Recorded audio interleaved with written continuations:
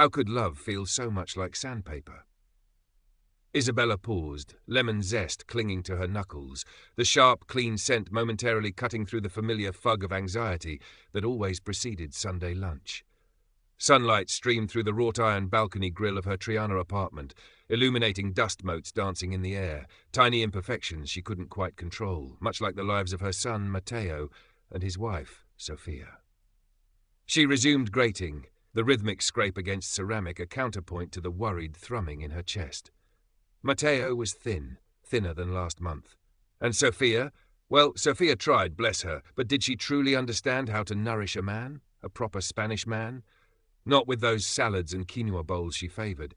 Pride swelled alongside the anxiety. This apartment, filled with dark wood furniture inherited from her parents, polished to a high gleam, the faint scent of beeswax mingling with the promise of puchero simmering on the stove. This was her domain, a bastion of tradition and care she fiercely maintained. She was the matriarch, the anchor.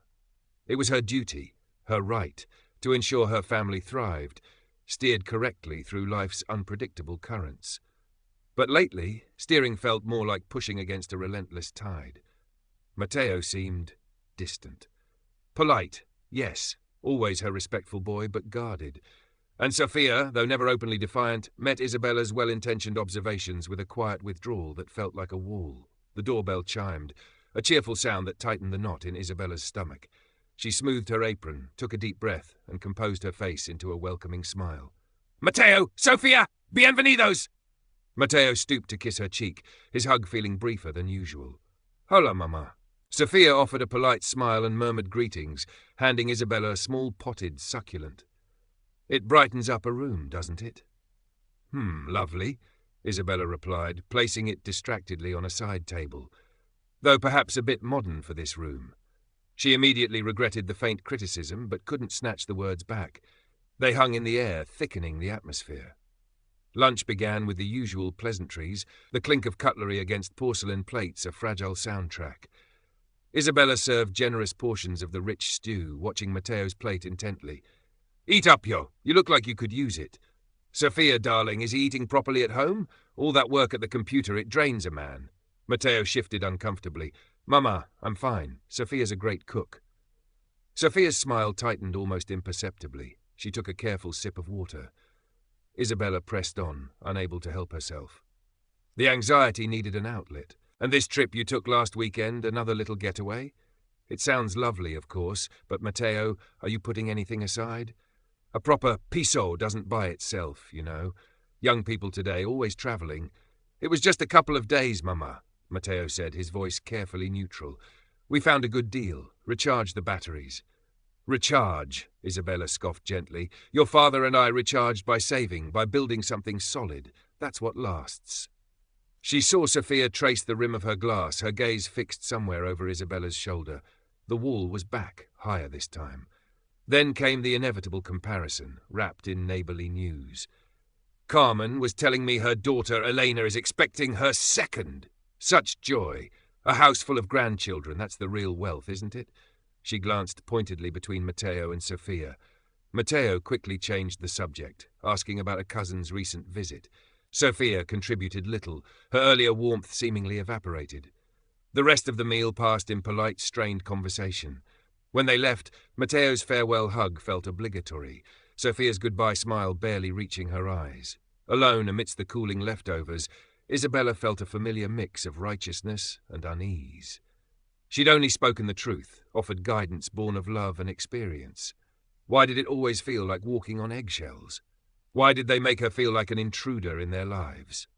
She scrubbed a pot with unnecessary vigour, blaming their oversensitivity, the baffling ways of the younger generation. Yet beneath the defensiveness, a cold tendril of doubt began to uncurl. Matteo's strained expression, Sophia's retreating silence. Could she be the reason for the distance she so desperately wanted to bridge? The thought was uncomfortable, unwelcome, and she pushed it away, focusing instead on the stubborn remnants of stew stuck to the pan. The following weeks confirmed the subtle shift. Phone calls felt shorter, Matteo's answers to her questions vague. An invitation for a spontaneous weeknight dinner was met with a hesitant excuse about long work hours. Isabella felt the gap widening, a chasm opening between her intentions and their reception. She confided in Carmen over café con leche at their usual spot near the Puente de Triana, the Guadalquivir River flowing sluggishly below. "They're just so sensitive, Carmen," Isabella sighed, stirring sugar into her coffee with more force than necessary. "I offer a little advice, ask a simple question about their future, and suddenly it's like I've committed some terrible crime." Mateo clams up. Sophia looks like she wants to disappear. Carmen, her face etched with the wisdom of her own navigated family dramas, listened patiently. She took a slow sip before speaking, her voice gentle but firm. "Isabella, cariño, perhaps it's not what you say, but how you say it. You know, my Carlos used to do the same with our daughter, always advising. One day she told him, 'Papa, sometimes I just need you to listen, not to fix me or tell me what I'm doing wrong.' It was hard for him to hear, but—" Carmen shrugged, a wealth of understanding in the simple gesture. "Times change. Their lives, their pressures, they're different from ours." Isabella bristled inwardly. Easy for Carmen to say. Her daughter was settled, compliant. But the words lingered. Listen, not fix. Was that what Mateo and Sophia needed? It seemed passive, insufficient. How could she help them if she didn't point out the potential pitfalls? Later that week, tidying a cluttered bookshelf, her fingers brushed against a worn cardboard box. Inside, nestled amongst old photographs, were letters. She pulled out one in her mother's familiar, spiky handwriting, dated decades ago, shortly after Isabella and her late husband had bought their first small apartment. Her eyes scanned the page, landing on a sentence that made her breath catch. "Isabella, are you sure this apartment is wise? Such a big mortgage. Your father worries. Elena Fuentes married that nice bank manager, you know, very secure." A cold shock jolted through her. She sank onto the nearby armchair, the letter trembling in her hand. She remembered the feeling vividly, the prickle of resentment, the feeling of being judged, her own accomplishment suddenly feeling small and inadequate under her mother's anxious scrutiny. She had felt exactly how Sophia looked during Sunday lunch. The realization was deeply unsettling. Had she simply absorbed her mother's anxieties, her critical way of expressing love, and passed it down like an unwanted heirloom? Was her guidance just a repetition of the same pattern that had once made her feel small? She spent the afternoon in a haze of uncomfortable reflection. She saw Mateo and Sophia in her mind's eye, not as wayward children needing correction, but as a young couple navigating their own path, carrying burdens she perhaps didn't fully comprehend. She thought of Sophia's quiet sensitivity, not as weakness, but perhaps as a sign of feeling constantly evaluated. An opportunity to test this fragile new awareness came sooner than expected. Mateo called, his voice tight with worry. Sophia had been passed over for a promotion she'd worked incredibly hard for. Isabella's immediate instinct, sharp and reflexive, was, "I told you that company wasn't stable. You should look for something safer." The words were already forming on her tongue. But then, the image of Sophia's usually bright eyes clouded with disappointment flashed in her mind. She remembered Carmen's advice. Listen, not fix. She remembered the sting of her own mother's letter. She took a deliberate breath, forcing the habitual critique back down. "Oh, Mateo," she said, pitching her voice lower, softer than usual. "That sounds incredibly disappointing. Sophia must be feeling terrible. How is she doing?" There was a pause on the other end of the line, a silence so profound Isabella wondered if he'd hung up. Then Mateo's voice, thick with emotion, "Yeah, Mama. She's pretty crushed, thanks for asking." He sounded surprised, almost wary, but also relieved. They talked for a few more minutes, Isabella mostly listening, offering quiet sounds of sympathy instead of solutions. It felt unnatural, like wearing shoes on the wrong feet, but when she hung up, the usual feeling of post-conversation friction was replaced by something lighter, almost hopeful. Maybe Carmen and that painful old letter were right. Maybe listening was a form of love too. The real test, however, was yet to come. A few weeks later, during another Sunday gathering, Isabella had insisted, though with less forcefulness than usual, Mateo and Sophia seemed calmer, the atmosphere less charged. They spoke about their work, a new restaurant they'd tried, the terrible heatwave gripping Seville. Isabella focused on asking open questions, biting back the urge to interrupt with advice or comparisons. It required conscious effort, a constant internal monitoring that was exhausting but strangely rewarding. As she saw Sophia offer a genuine smile, Matteo relaxed slightly in his chair. Then they exchanged a look, a silent communication that Isabella recognized as the prelude to significant news. Matteo cleared his throat. "Mama," he began, "Sophia and I have been talking a lot, especially after the promotion thing. We've made a decision. We're going to use the money we'd saved for a potential apartment deposit for Sophia to do a master's degree abroad next year in London." Silence descended. Isabella felt the blood drain from her face. London? Abroad? The Piso deposit? Grandchildren? Every alarm bell in her meticulously ordered world began to clang. The familiar script flooded her mind.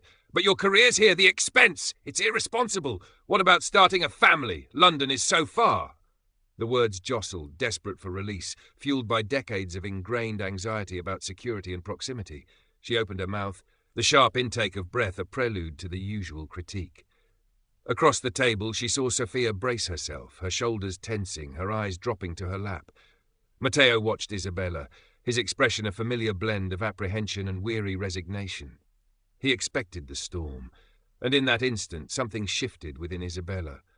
The memory of her mother's dismissive words about her own small apartment, Carmen's gentle, "Sometimes they just need to be heard." The flicker of connection she'd felt after simply listening to Matteo's worry about Sophia. Her own deep, aching desire to not be the reason her son looked at her with that weary dread. It was a battle fought in the space of a heartbeat, habit versus hope, fear versus love. She closed her mouth, took another breath, slow and deliberate this time. The critical words clawed at the back of her throat, but she swallowed them down. She looked at Matteo, then at Sophia, meeting her hesitant gaze. "London," Isabella said, her voice quieter than intended, perhaps a little shaky. That's a very big step." She paused, the silence stretching, amplifying the effort it took to form the next words. "It sounds important to you both." She looked directly at Sophia. "Tell me more. Help me understand why this feels like the right path for you right now." The change in the room was instantaneous, almost physical. Sophia's head snapped up, her eyes wide with disbelief. Matteo blinked, then a slow, astonished smile spread across his face, erasing the weariness. A collective breath seemed to be released.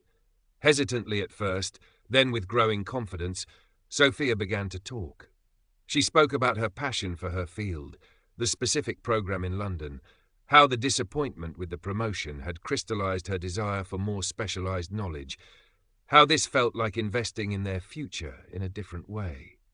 Matteo added his support, explaining how they'd researched costs, potential career benefits, how they planned to manage the distance. Isabella listened, really listened, not formulating counter-arguments, not mentally balancing their budget, not mapping out worst-case scenarios. She listened to the excitement in Sophia's voice, the quiet pride in Matteo's. She asked questions, clarifying questions, not interrogating ones. "What part of the course interests you most? How long is the program? Will Matteo be able to visit often?" She didn't suddenly agree with the decision. The anxieties about distance, finances, and the perpetually postponed grandchildren still hummed beneath the surface.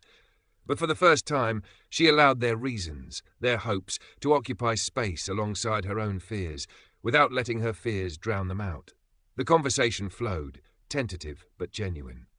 When they left that evening, Sophia met Isabella's eyes as she said goodbye, a warmth in her gaze that hadn't been there for a long time.